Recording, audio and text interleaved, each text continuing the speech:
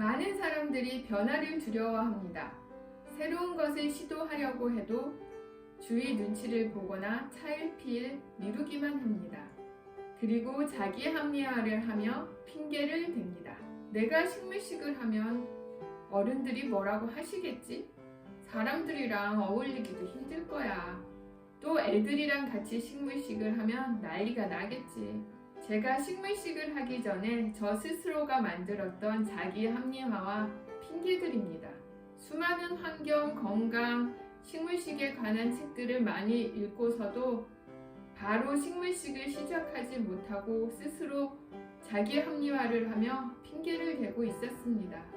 이런 핑계들은 미국에서 6개월 정도 살면서 나는 할 수 있다 라는 자신감으로 바뀌었습니다.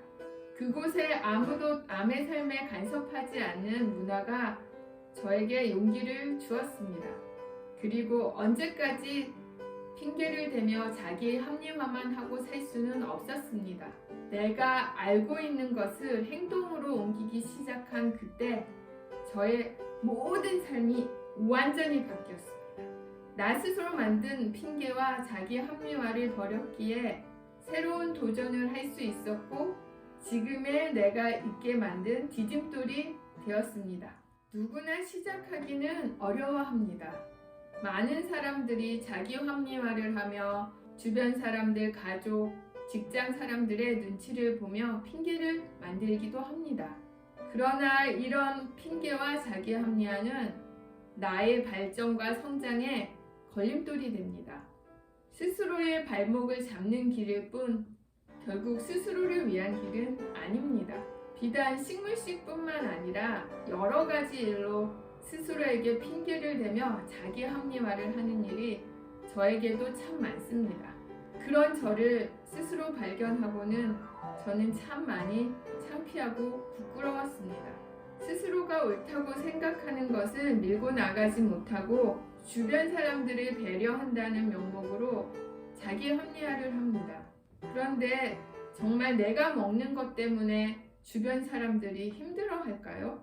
그건 스스로가 그럴 거라고 단정 짓고 합리화시키는 것일 뿐이지 실제로는 그렇지 않을 수도 있습니다. 제가 생채식 한다고 주변 사람들이 정말 불편하고 힘들어할까요?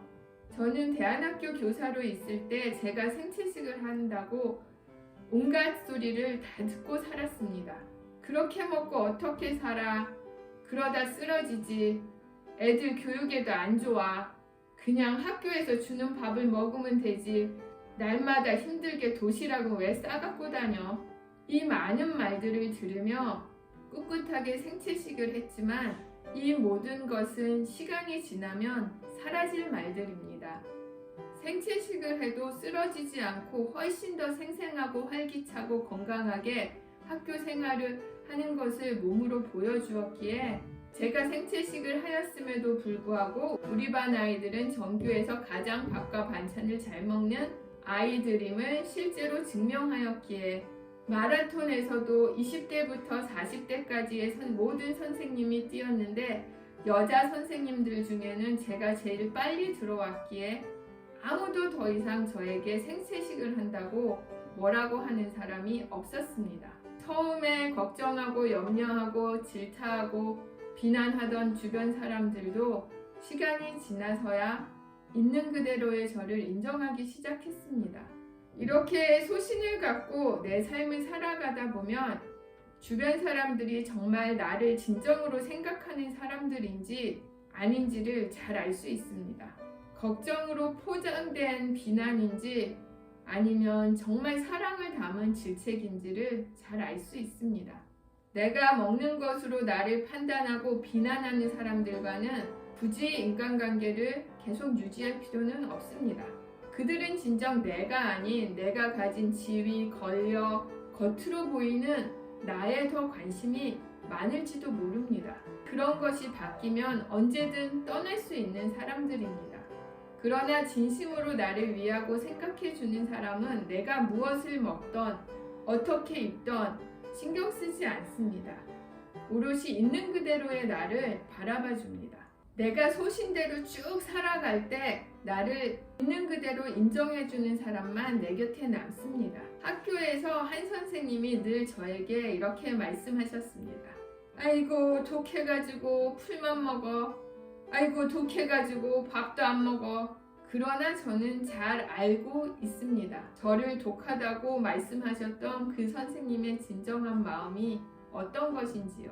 독하다고 하시는 그 말씀은 제가 소신있게 흔들리지 않고 잘 해나간다는 뜻이었습니다. 그건 욕이 아니라 칭찬이었습니다. 다만 표현을 그렇게 줄여서 하실 뿐이었습니다. 저는 그런 말을 아무리 많이 들어도 기분 나쁘거나 속상하지 않았습니다. 그 선생님의 마음이 어떤 것인지 너무나 잘 알고 있었기 때문입니다. 살아가다 보면 말에 담긴 진정한 의미를 알지 못하고 상처받거나 속상할 때가 있습니다.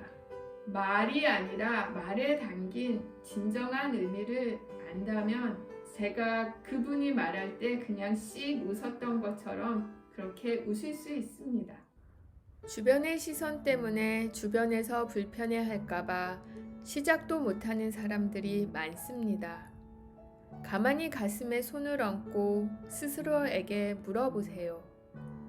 내가 변화를 두려워하는 건 아닌지, 내가 좀 더 용기를 못 내는 건 아닌지.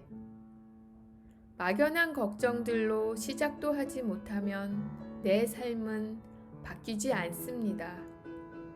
내 안을 잘 들여다보면 길이 보입니다.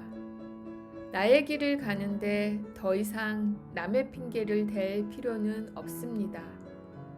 나의 길이지 그들의 길이 아닙니다.